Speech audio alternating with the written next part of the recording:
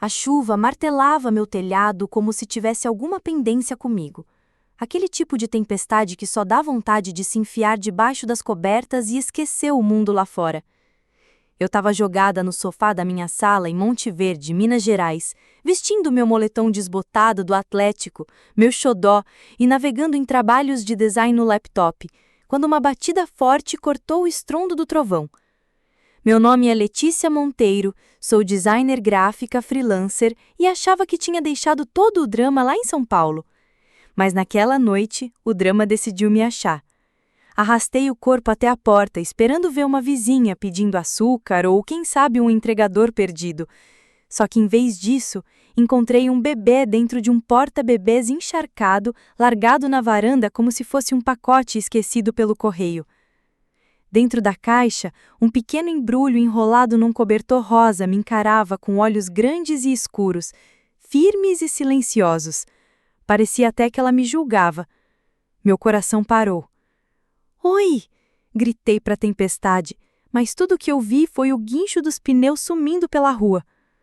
Um bilhete molhado estava preso na caixa, balançando ao vento. Peguei o bebê com as mãos trêmulas e li a letra torta da minha irmã, Renata Faria. "Não consigo mais cuidar. Ela é sua agora, Letícia." Renata, minha irmã mais velha, sempre foi um furacão em pessoa. Festas, namorados duvidosos e um talento para sumir quando a coisa apertava. Crescemos em São Paulo, num lar onde os pais apostavam tudo na imagem de família perfeita. Enquanto Renata era a rebelde da turma, eu era a quieta, desenhando no meu quarto e tentando passar despercebida. Vim para Monte Verde para escapar do julgamento deles, da frieza que só a família sabe ter e, claro, das encrencas da Renata. Mas ali estava eu, com o bebê dela, largado na chuva como se fosse um vira-lata. Entrei com a caixa para dentro. Minha sala parecia encolher a cada segundo. O bebê não chorava, o que me deixava ainda mais nervosa do que se ela tivesse aos prantos. Ela só me olhava, como se soubesse que eu estava me metendo numa fria. "Calma, Letícia. Pensa", murmurei, passando pela mesa cheia de papéis bagunçados e plantas quase mortas. Eu nem sabia que a Renata estava grávida. Ela não falava comigo fazia meses. Polícia? Pais? Só de pensar nisso já me dava um nó no estômago. Eles largaram a Renata quando o vício dela piorou e sempre me trataram como um fracasso por eu escolher uma vida mais pé no chão em vez da alta sociedade deles. Mesmo assim, liguei para minha mãe com os dedos tremendo no telefone. "Sabe que oração?" Ela respondeu, já aumentando o tom. "Mãe, a Renata deixou o bebê na minha porta. Só tem um bilhete. Eu não sei o que fazer." Silêncio do outro lado.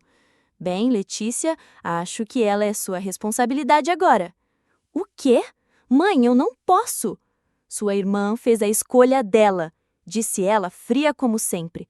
"Não podemos deixar esse escândalo vazar. Lide com isso na sua. Não liga para o seu pai. Ele está dormindo. Seja discreta." Clique. A linha caiu.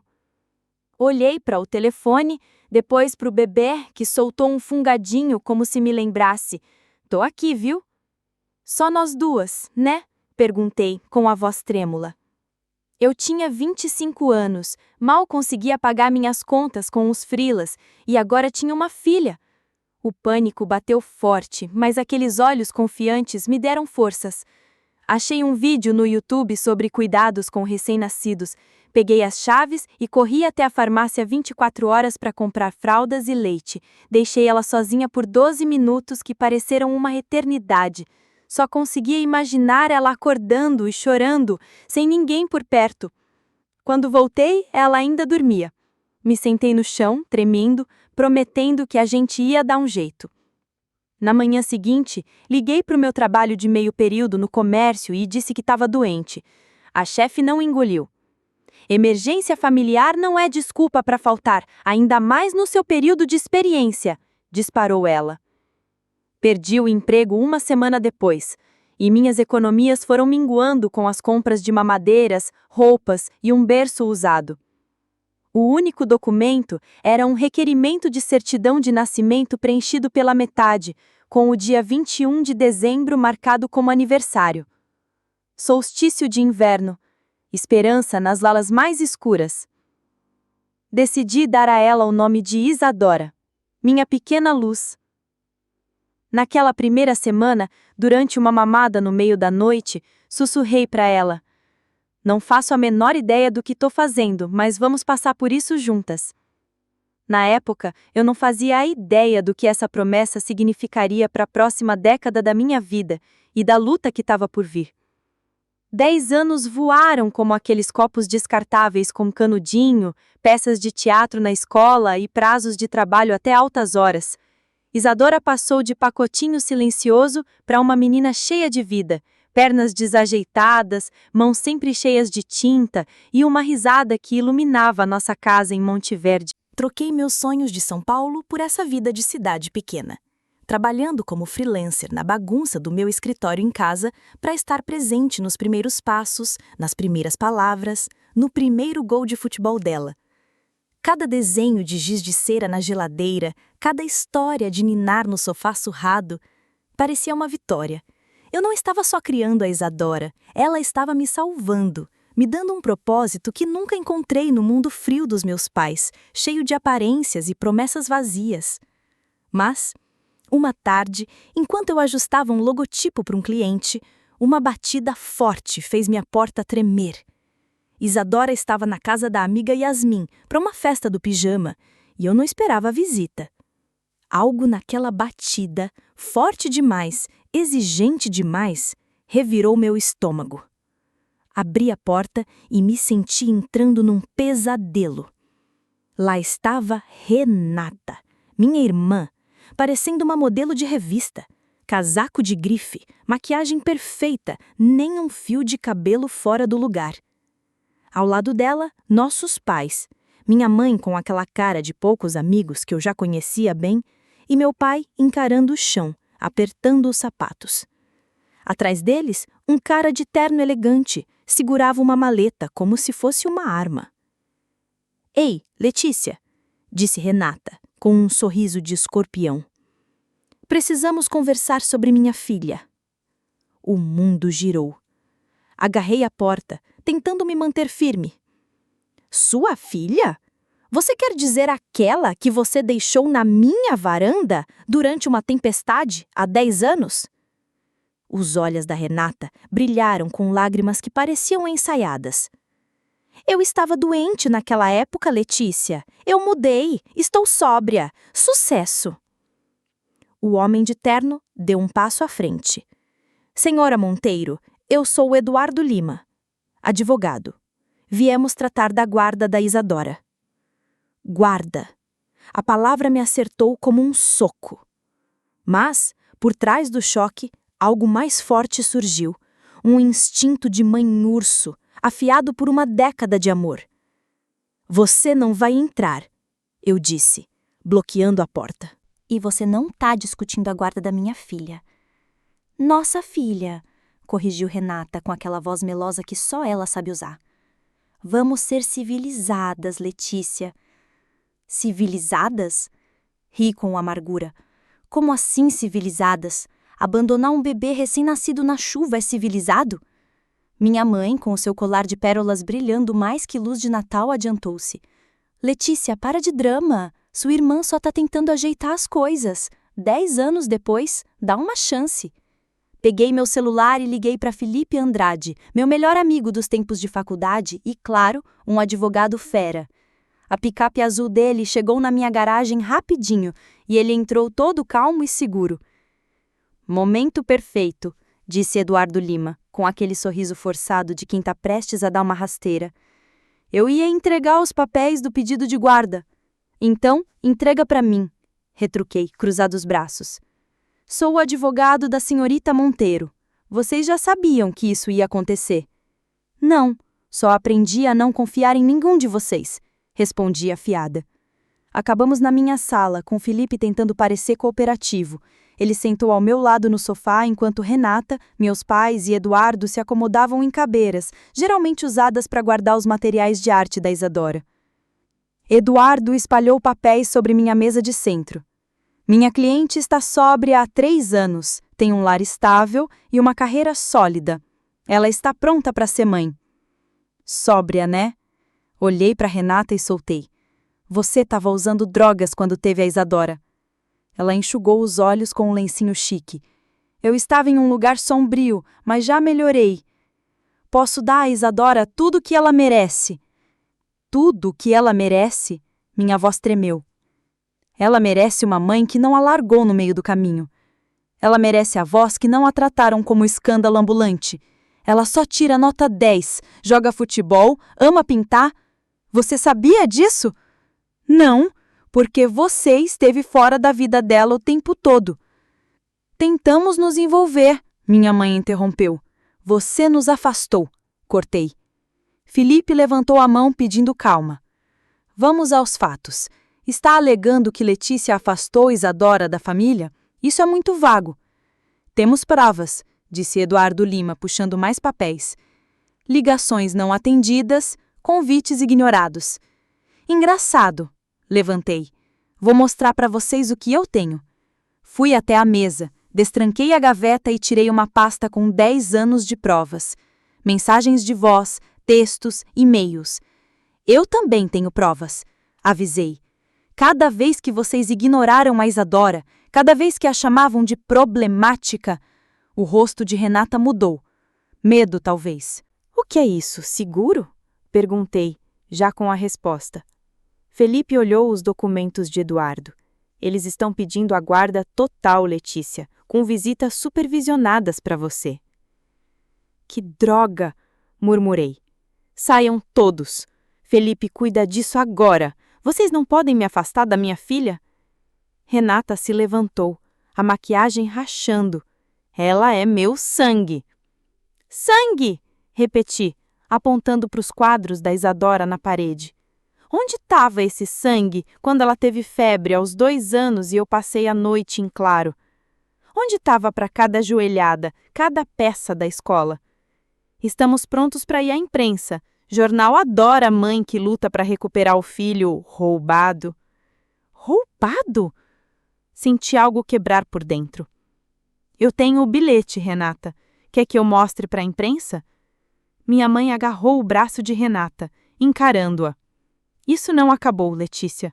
Você sempre foi egoísta. Eles foram embora. A maleta de Eduardo balançava como uma ameaça.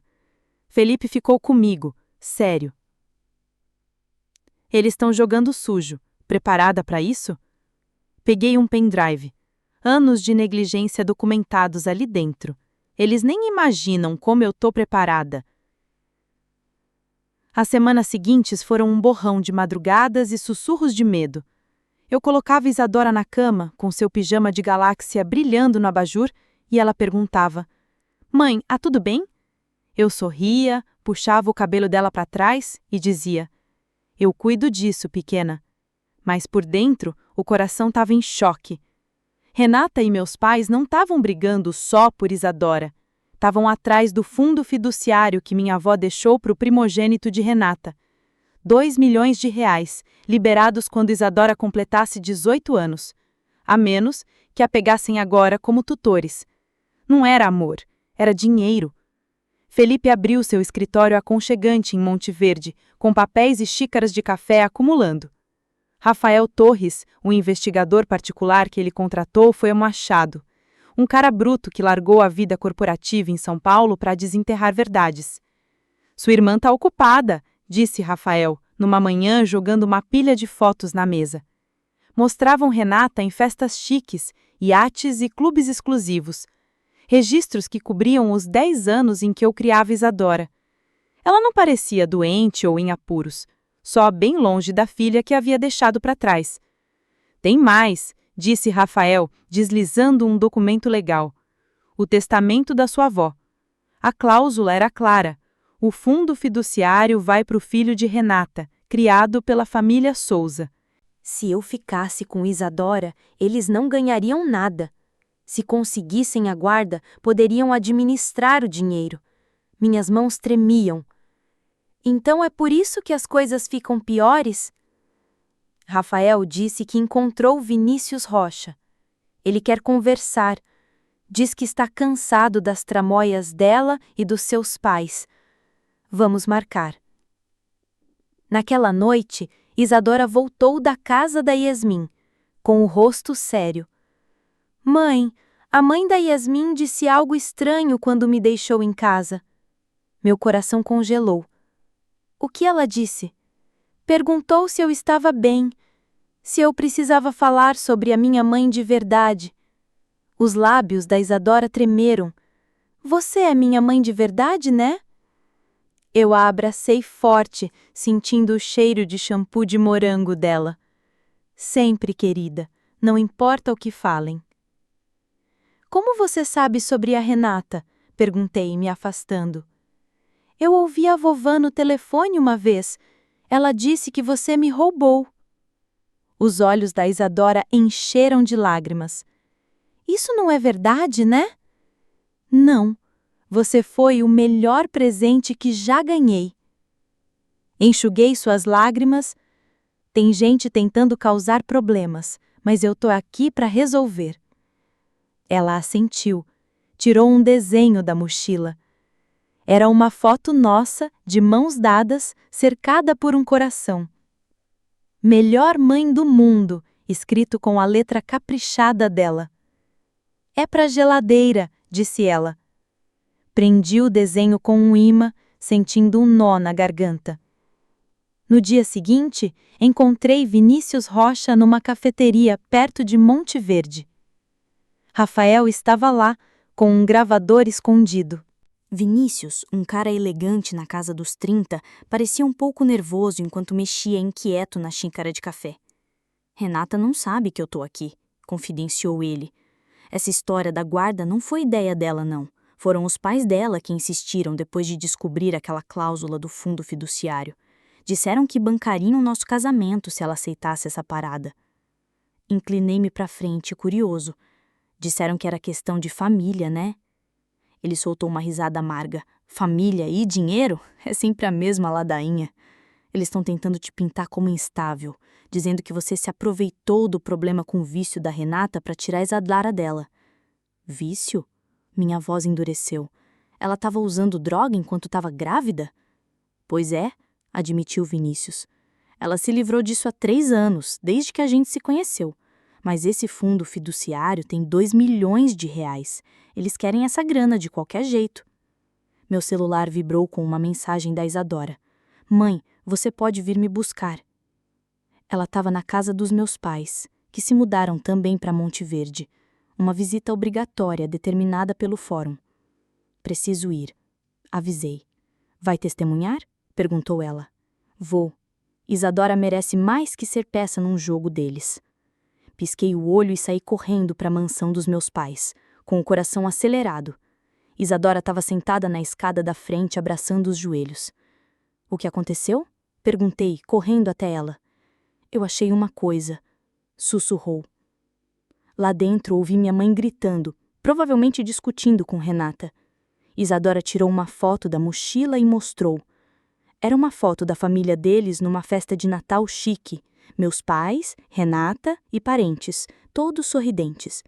Nenhum sinal dela. Não tem nenhuma foto minha na casa deles. E Renata ainda me chama de querida, mas não sabe que eu odeio sorvete de baunilha. Pensei, pior que é verdade. Você pensa que mãe de verdade não sabe dessas coisas?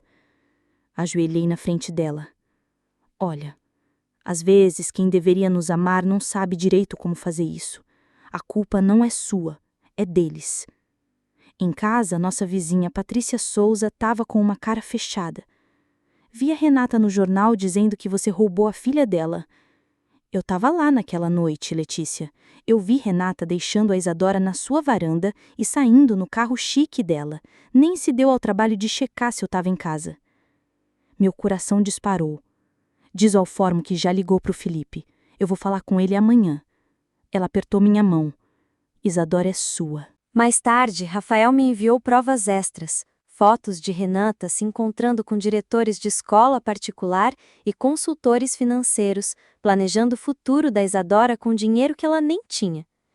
Então, apareceu Silvia Ramos, ex-governanta dos meus pais, com fotos do plano deles para a guarda, elaborado meses antes de baterem à minha porta. Me demitiram por ver demais, disse ela. Chamaram você de mentirosa, mas não vou deixar passar. Olhei o desenho que Isadora fez e colou na geladeira, nossas mãos desenhadas se entrelaçando com traços fininhos. Eles queriam me pintar como a vilã. Beleza, eu ia mostrar a eles o que é um verdadeiro vilão.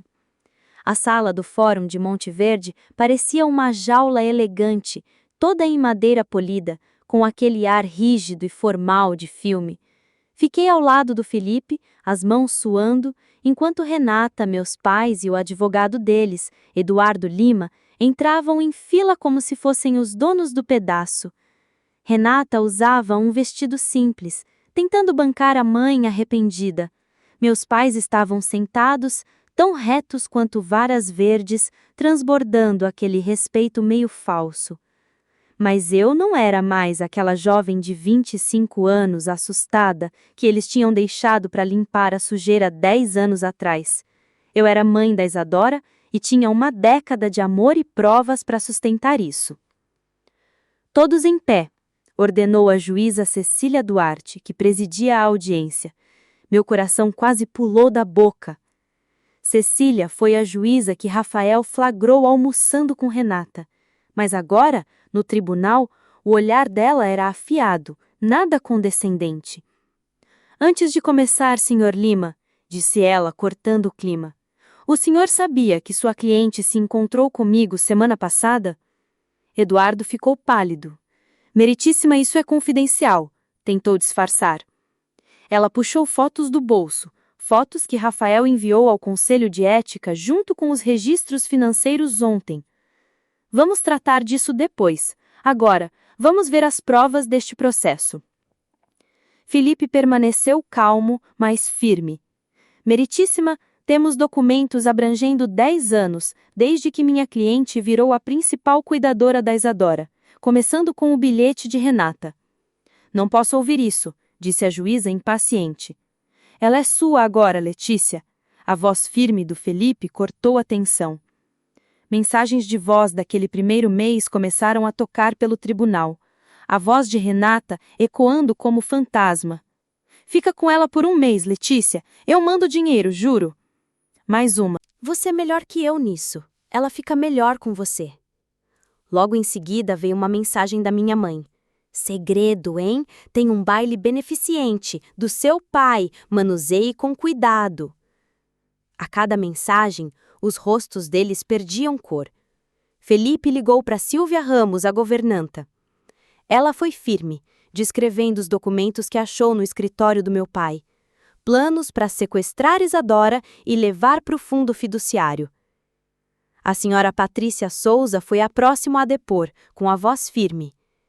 Vi Renata deixar aquela bebê na varanda da Letícia, na chuva. Não bateu, nem esperou, só sumiu.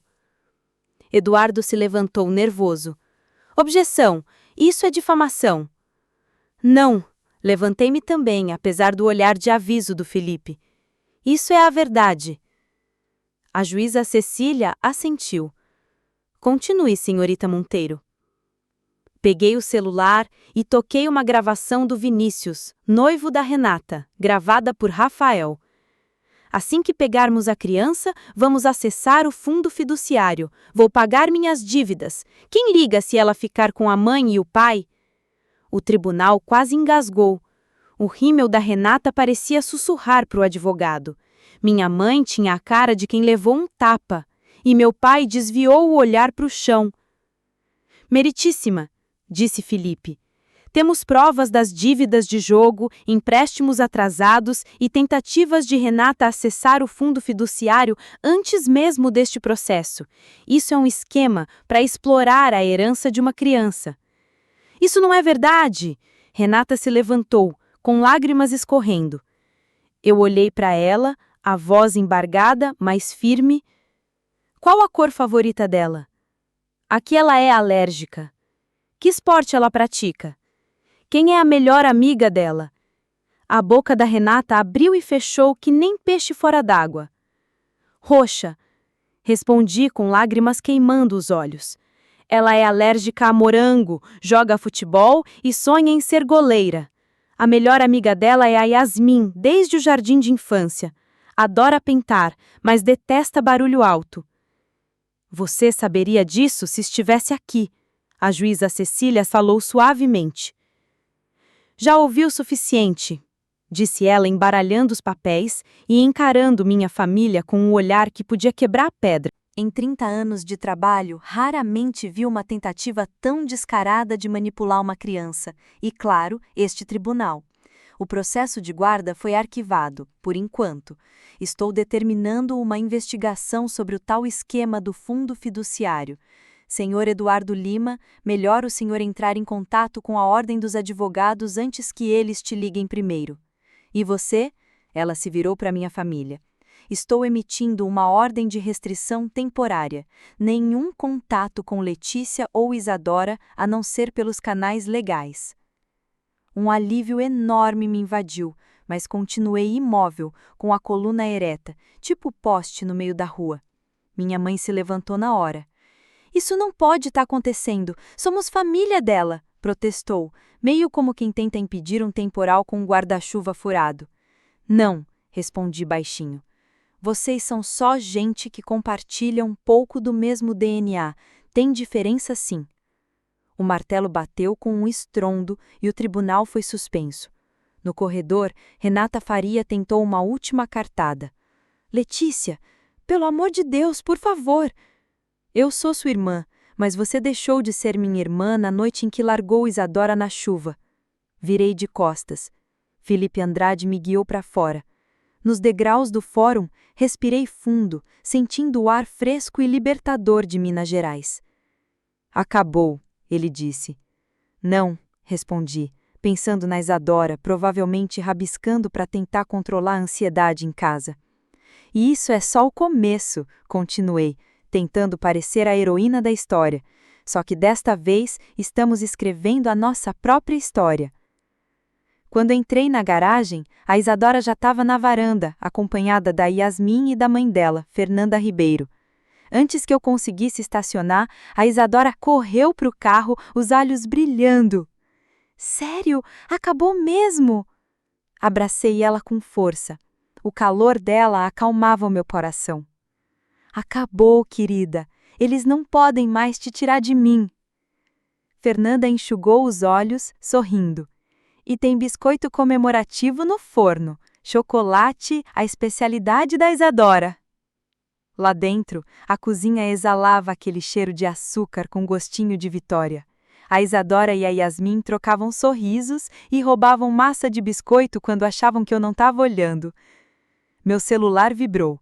Era uma notícia no aplicativo. Caso de guarda em Monte Verde expõe conspiração envolvendo fundo fiduciário. A imagem perfeita que meus pais tinham começava a desmoronar. Socialites não lidam bem com manchetes assim, tipo gente que derruba vinho tinto no tapete branco.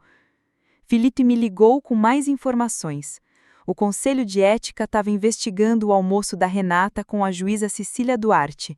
Eduardo Lima já tinha saído do escritório e o fundo fiduciário estava bloqueado por um administrador independente. Seus pais estão vendendo a casa deles em São Paulo. Mudando para a Flórida? Perguntei. Correndo, corrigiu. É isso que eles fazem, resmunguei. De repente, um estrondo vindo da cozinha me tirou do foco. Isadora estava parada perto de um copo quebrado, com o celular na mão, o rosto branco como folha. O que foi? Perguntei, correndo até ela. Ela me entregou o telefone. Era uma mensagem da Renata. Desculpa, sei que não resolve nada, mas você merece ouvir. Quer responder? Isadora balançou a cabeça, pegou a vassoura. Ela tem razão. Não adianta.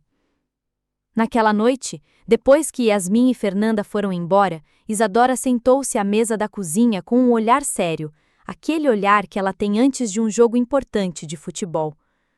Mãe, eu quero te perguntar uma coisa. O que foi? Perguntei, sentando à sua frente. Ela tirou da mochila uma pasta cheia de formulários legais impressos na escola. Quero mudar meu nome oficialmente. Não quero mais ser uma Bennett. Quero ser Isadora Silva, igual a você. Meu coração deu um salto. Essa é uma decisão grande, garota. Eu já estava pensando nisso faz meses, mesmo antes deles aparecerem. Você me escolheu. E eu quero escolher você de volta, do jeito que for. Olhei para os papéis, lembrando de todas as vezes que quis adotá-la oficialmente, mas fiquei com medo de cruzar aquela linha invisível entre mãe e amiga. Tem certeza? Mais do que nunca, ela sorriu. Além disso, vai irritar muito a vovó, completei, rindo com lágrimas nos olhos. Isso não é motivo para fazer isso. Não, mas é um bônus divertido. Preenchemos a papelada juntas, enquanto ela me contava sobre seu último projeto de arte, como a Yasmin queria entrar no time de futebol e seus planos para o show de talentos da escola. Ei, mãe, disse ela, enquanto eu ajeitava a coberta. Obrigado por lutar por mim. Sempre, querida, aconteça o que acontecer. Eu sei, bocejou. Por isso você é minha mãe de verdade. Você ficou. Depois que ela dormiu, sentei na sala, folheando fotos antigas. O primeiro gol da Isadora, sua primeira pintura, o primeiro passeio de bicicleta cambaleante, cada momento que construímos juntos, cada escolha que fizemos. Meu celular piscou com outra mensagem da Renata. Sei que você nunca vai me perdoar, mas obrigada por dar a ela o que eu não pude. Pensei em responder, contar tudo o que ela havia perdido, mas bloqueei o número dela. Palavras não consertam uma década de ausência. Abri o laptop e dei um clique no processo de adoção que já havia começado semanas atrás. Agora que a briga pela guarda tinha acabado e Isadora tinha escolhido seu nome, era hora de oficializar. Um som suave de água corrente me fez olhar para a porta. Isadora estava ali, esfregando os olhos. Não tá conseguindo dormir? Ela balançou a cabeça e se aninhou ao meu lado. O que é isso? Perguntou. Mostrei a tela do computador. Sério? Você quer me adotar? Só se você quiser. Quero sim, quero oficializar tudo. Ela me abraçou. Quando podemos fazer isso? Amanhã falamos com o Felipe e começamos o processo. Ótimo, disse ela já quase dormindo. Eu sabia desde pequena, você é minha mãe. O universo não errou na primeira vez. Abracei forte, pensando naquela noite chuvosa, no fórum, no amor que escolhemos tantas vezes. Família nem sempre nasce pronta. Ela se constrói, se luta e se escolhe, todo santo dia. E nós nos escolhemos, mesmo em meio às tempestades, aos medos e às vitórias. A todos que acompanharam essa jornada, muito obrigada. Vocês estiveram comigo em cada pânico, cada briga, e nesse amor que segura a gente quando o mundo quer separar. Esta história nos faz pensar sobre o verdadeiro significado da família e do amor.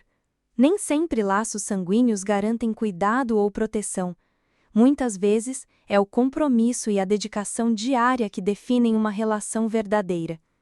Letícia, mesmo diante de rejeição e abandono, assumiu a responsabilidade de criar Isadora com amor, paciência e coragem, mostrando que a maternidade transcende a biologia. A trama evidencia como o egoísmo, o orgulho e as aparências podem destruir o que deveria ser sagrado, o vínculo entre mãe e filha. Por outro lado, levanta a questão de como as circunstâncias e o passado podem moldar as escolhas das pessoas, nem sempre de forma justa ou compreensível. A luta pela guarda, recheada de interesses financeiros, revela o lado sombrio da ganância e da hipocrisia. No fim, essa narrativa nos convida a refletir sobre perdão, resiliência e o poder do amor verdadeiro que supera as adversidades, mesmo quando tudo parece conspirar contra. A maior lição que tiramos dessa história é que a maternidade e o amor familiar não se medem apenas pela presença física ou laços genéticos, mas pela entrega genuína, pelo cuidado diário e pelo apoio incondicional. Letícia demonstra que assumir uma responsabilidade inesperada pode ser o começo de uma transformação profunda, tanto pessoal quanto para quem amamos.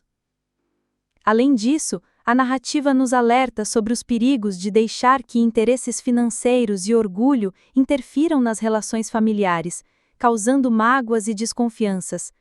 A honestidade, a comunicação aberta e o compromisso emocional são essenciais para construir uma família saudável, mesmo que não perfeita.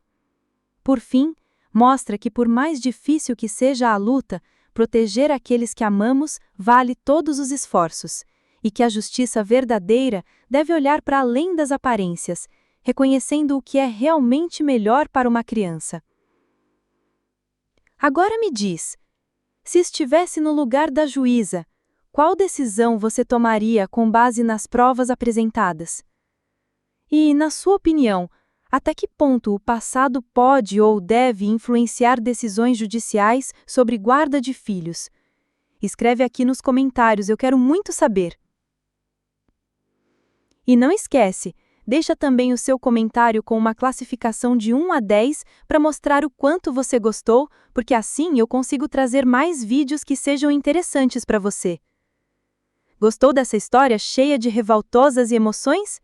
Então já deixa seu like, se inscreve no canal e ativa o sininho para não perder os próximos capítulos dessa jornada surpreendente.